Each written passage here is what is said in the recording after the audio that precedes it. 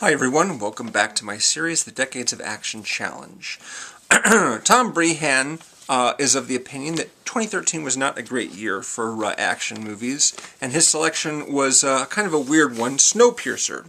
Snowpiercer is essentially a South Korean movie that was shot in Prague and stars lots of American and English actors, as well as a few South Koreans. It's based on a French graphic novel, which is called... sorry, I have all this written down. Le Transperceneige.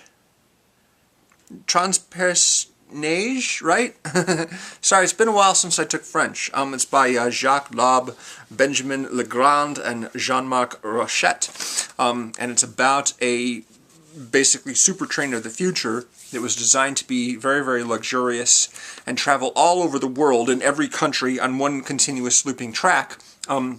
But then there was this man-made occurrence that brought on a new ice age. Now, the only people that are surviving that apocalypse are the people that are on the train.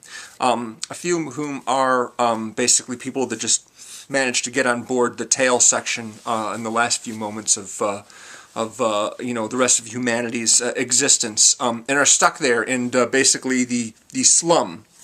The whole thing is, of course, a very large metaphor for class warfare. Got the people up front that are benefiting from the labor, I guess you could say, of the rear people in the train, although you don't find out specifically what they're providing until close to the end of the movie. They just have to make do with squalid conditions, the people in the back.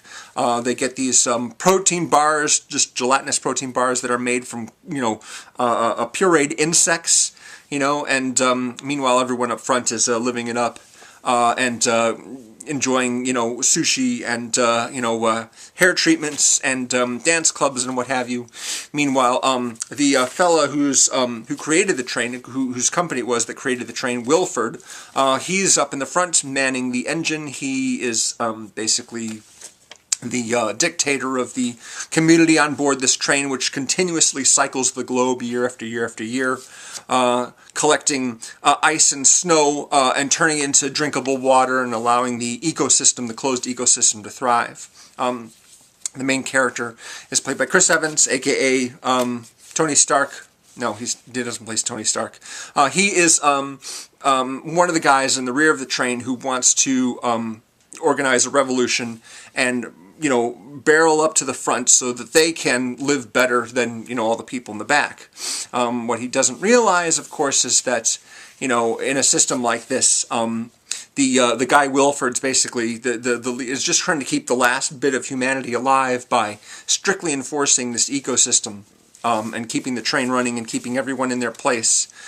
He has a lieutenant played by Tilda Swinton, who's this crazy lady who basically talks about how the engine that running the train is sacred, and that you have to know your place. You're a shoe. She has this monologue about how you don't wear a shoe on your head. The shoe stays on the foot, and you are the shoe. You people in the back, so you have to stay back here so that everything works the way it's supposed to. Well, Chris Evans and a lot of the other people in the back aren't having it. Some of those people include John Hurt and Octavia Spencer and Jamie Bell. And they try and organize a revolution to, fight their way up to the front of the train. And in doing so, they encounter all these weird things along the way, all these very, very surreal locations of train cars. Each train car is a little bit different from the last. There's an aquarium. There's a greenhouse. There's a dance club. There's a classroom where Alison Pill from the newsroom is teaching a bunch of little kids about Wilford and about why he's important, and she shows this video which explains how the train works. And yeah, I had seen this movie in the theater, so I remember seeing at one point a map of like the entire planet and the way the train runs all over the globe, and I was wondering, wait, when are we going to see that? Oh, it's in the video. I remember that I realized it was in the video. And I was wondering, where exactly does the train cross from the Western Hemisphere to the Eastern Hemisphere? And it's in basically from Alaska to, the Soviet Union. So, great. So yeah, this is, Breihan was talking about how this wasn't necessarily, strictly speaking, a straight action movie. You know, I mean, it's more science fiction, it's more social commentary, but it does have action scenes in it. And he wanted to talk a little bit about how the director, whose name is, Bong Joon-ho, finished an edit of the movie that was about 2 hours and 5 minutes long, and Harvey Weinstein, who had bought the rights to distribute in North America, wanted to cut it by about 20 minutes, wanted to cut it down to 1 hour and 45. I'd read about this before I'd seen the movie, and when I saw the movie, there's one point when Chris Evans talks about, his character talks about getting on the train and being so desperate for food and sustenance that he and some other people on the train did some very, very terrible things. And I'm like, I bet you that's the part that he wanted to cut out. You know, he wanted Captain America to be a good guy and not have this horrible past in which he did horrible things in order to survive. But yeah, luckily the director, he's like, no, you're not cutting a minute of this movie. You know, it's going out as is, so it got a small release in just a few theaters and then expanded wider once there was some critical praise for it, and you know, people showed up and paid good money to see it. So that's nice. Bong Joon-ho, the director, he did a movie called The Host, which I saw years ago and really liked. It's a monster movie in South Korea, and he got a couple of the actors from that movie to appear in it. One of them is Kang-ho. He appeared in that movie. He's basically the father of a girl that gets kidnapped by the monster, by the sea creature in The Host. And he is the security man for the train. He helps the revolutionaries get through the doors that separate the cars from each other so they can progress further. He is a drug addict, and his daughter, 17, is also a drug addict. They basically sniff these compressed tablets of industrial toxic waste, I guess, in order to hallucinate. His daughter is played by Go Ah-sung, and she's also in The Host. I can't remember if she was the daughter or not. She probably was. It's been a few years since I've seen it.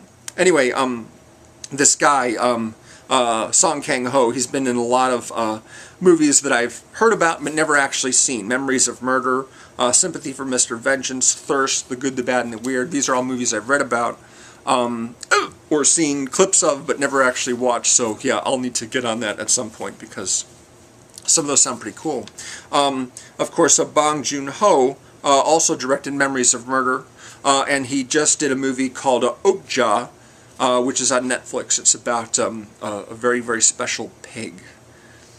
I don't know a lot about it behind that, but it's not an ordinary pig. It's a special pig. Anyway, some of the other people in this movie, Ewan Bremner from Trainspotting and a lot of other stuff. He's in it. Alison Pill, as I mentioned, is a school teacher. Her performance is one of my favorites in the movie because she leads the kids in this lesson, which is also like part song. She like cues them to respond as they've been sort of trained to do, and she shows them a video. And then she actually turns off the TV in the middle of the video, and I was just kind of wondering, is there some part of the video that she doesn't want to show the kids, or she's been instructed by Wilford not to show? The credits for the cast come at the end of the movie, so I didn't really know who played Wilford until I saw, you know, the character come up at the end of the movie, so I won't spoil that for you if you haven't seen it. There's an actress named Emma Levie. She's a rather odd-looking person. She's probably French. It sounded like her lines were overdubbed with another actress. It didn't seem like her voice matched her look. But she doesn't speak that much anyway. She's a little bit creepy and mostly silent. Then we've got Vlad Ivanov. Yeah, he's basically just one of the bad guys. Excuse me. He works for Wilford. He leads the soldiers. He is trying to stop Chris Evans and the other gang from making their way further up to the front. Like I said, you know, Breihan was talking about how he wasn't sure whether this is really an action movie, but he decided to use it because it does have some action scenes in it with them storming the gates, basically, at the very beginning, making their way up through the first couple of cars, and having fights with guys, you know, big, brutal, bloody fights, and then you know, there's some shootings and what have you, and there's a big fight and a lot of chaos at the end. You know, the ending is quite spectacular. Again, if you haven't seen it, I won't tell you what happens at the end, but it's quite a spectacular moment there. Yeah, so excuse me, I'm sorry. I haven't seen this movie since it was in the theater, so I was pleased that Breihan picked it. So I'm like, this is a great excuse to rewatch it again, because I don't know when I would have gotten around to it otherwise. But yeah, it's an odd movie.